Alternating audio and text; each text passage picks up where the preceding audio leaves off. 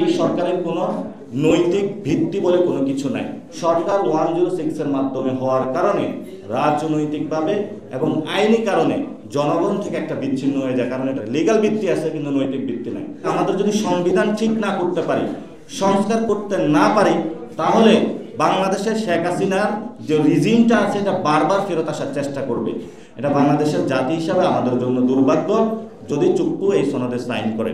সংস্কার একটি প্রক্রিয়া, এই সংস্কার প্রক্রিয়ার মধ্য দিয়ে আমরা মনে করি যে আমাদের এখানে গত 53 বছরে যেই ফ্যামিলিগুলোর জমিদারি এই বাংলাদেশে রাজত্ব কায়েম হয়েছিল, এই জমিদারি প্রথার আমরা উচ্ছেদ করতে পারব।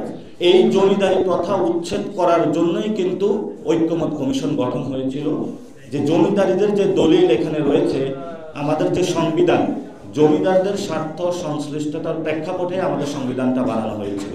এই গণঅভ্যুত্থান যখন 106 এর মাধ্যমে আগের সংবিধানে প্রত্যাবর্তন করে, এটা আইনিভাবে একটি সঠিক কাজ হলো, কিন্তু এটি এই সরকারের কোনো নৈতিক ভিত্তি বলে কোনো কিছু নাই। আপনি যদি বলেন যে এই সরকারের নৈতিক ভিত্তি কি, এই সরকারের নৈতিক ভিত্তি ছিল গণঅভ্যুত্থান, এই সরকারের নৈতিক ভিত্তি ছিল বিপ্লব।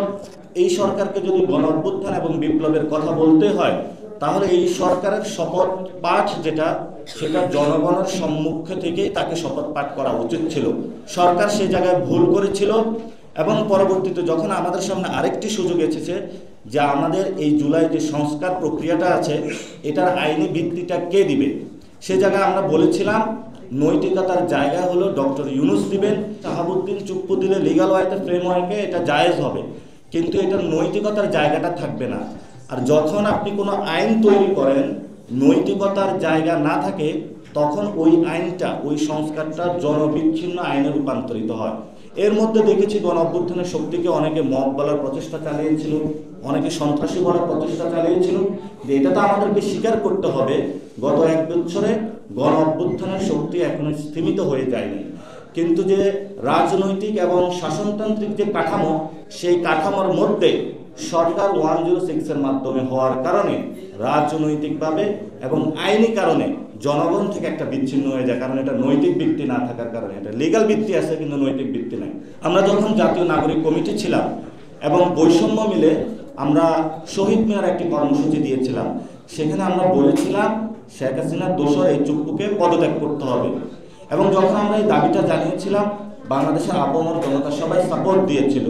কিন্তু সেই সময় একটি বিষয় আমরা দেখেছিলাম, প্রত্যেকটা রাজনৈতিক দলের অফিসে আমরা নক করেছিলাম, তারা সেই সময় যদি ঐক্যমত একটা জায়গায় পৌঁছতো, আজকে শাহাবুদ্দিন চুপ্পুর যে সাইন হবে সেই বিষয়টা প্রশ্ন আসতো না।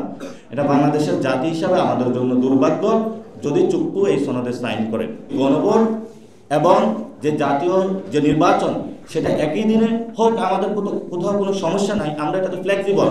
কিন্তু ইসি যদি সক্ষমতা না দেখাতে পারে, সেখানে একটা বিব্রতকর পরিস্থিতিতে বাংলাদেশ পড়তে যাবে। আমাদের একদিকে জামায়াতের ভাইরা, আরেকদিকে বিএনপির ভাইরা। একজনে আজকে কর্মসূচি যায়, আরেকজন কালকে কর্মসূচি দেয়, এবং নিজেদের এই তর্কযুদ্ধে পড়ে মাঝখানে চুপ করে শেখ হাসিনা বাংলাদেশে ঢোকার প্রচেষ্টা চালাচ্ছে। এই জন্য আমরা বলি, আমাদের যদি সংবিধান ঠিক না করতে পারি, সংস্কার করতে না পারি, তাহলে বাংলাদেশের শেখ হাসিনার যে রিজিমটা আছে এটা বারবার ফেরত আসার চেষ্টা করবে। আমাদের যদি রক্তপাত বন্ধ করতে হয়, তাহলে রাজনীতি থেকে যারা অভিজাত এবং জমিদারি শ্রেণীর যারা এলিটিজমের রাজনীতি করেন, তাদেরকে আমাদের উৎখাত করতে হবে। বর্তমান এই যে পরিস্থিতি রয়েছে, এই পরিস্থিতিতে আমরা মনে করি ভবিষ্যৎ বাংলাদেশে জাতীয় কৃষক শক্তি কৃষকদের নিয়ে একটি দুর্বার আন্দোলন গড়ে তুলবে, যে আন্দোলনের মধ্য দিয়ে রাষ্ট্রযন্ত্রের যিনি প্রধান রয়েছেন, যিনি ভবিষ্যৎ রাষ্ট্রপ্রধান হবেন, উনি আলুর দাম কি কারণে কোথায় সমস্যা হচ্ছে এটা উনি উপলব্ধি করতে পারবেন। একজন রাষ্ট্রনায়ক যিনি ভবিষ্যতের হচ্ছেন, উনি বলছেন গণভোটের চেয়ে আলুর যে দামটা রয়েছে এটা বেশি প্রাসঙ্গিক।